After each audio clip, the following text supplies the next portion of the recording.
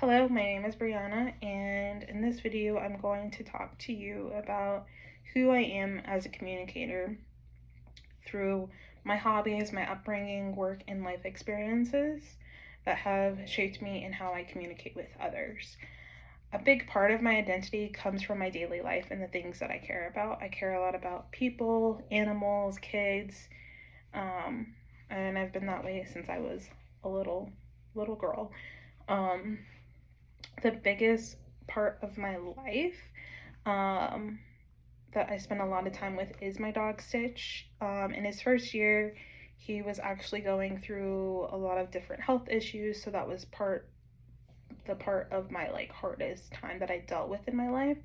Um, he had a lot of health issues, which meant I needed to make sure that the vet visits were really organized and I was scheduling them.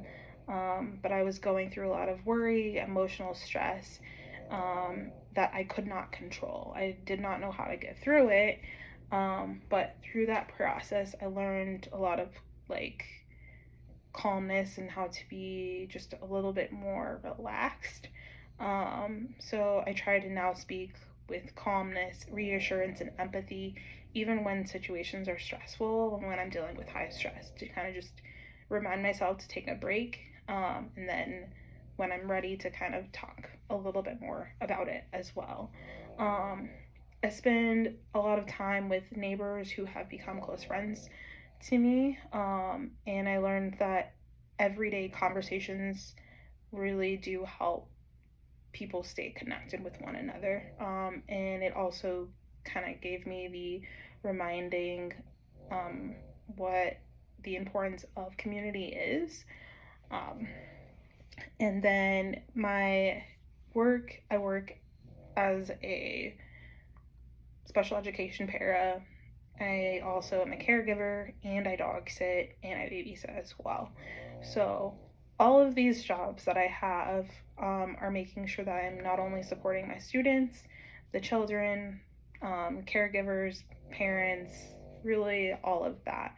And to learn to communicate with a little bit more patience, compassion, and clarity, making sure that I'm giving clear information on what the task is, so that my student or family understands what I am needed of them as well.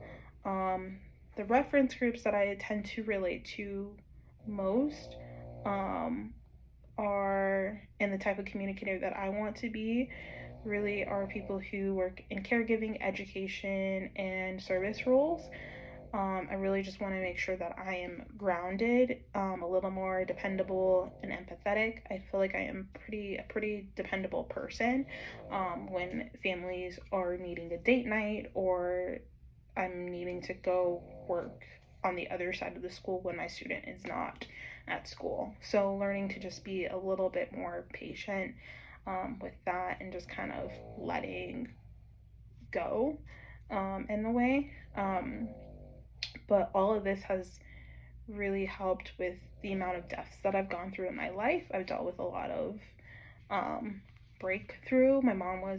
She passed away with stage 4 metastatic breast cancer, and then I had stage 2 breast cancer. So these really kind of taught me the importance of expressing my feelings and what I'm going through, and setting boundaries, and also making sure that I'm asking people what I need. I find that important as well. But because of all of this, I had to go through therapy. I got myself through therapy, and really took on the tools of how to be a better communicator. And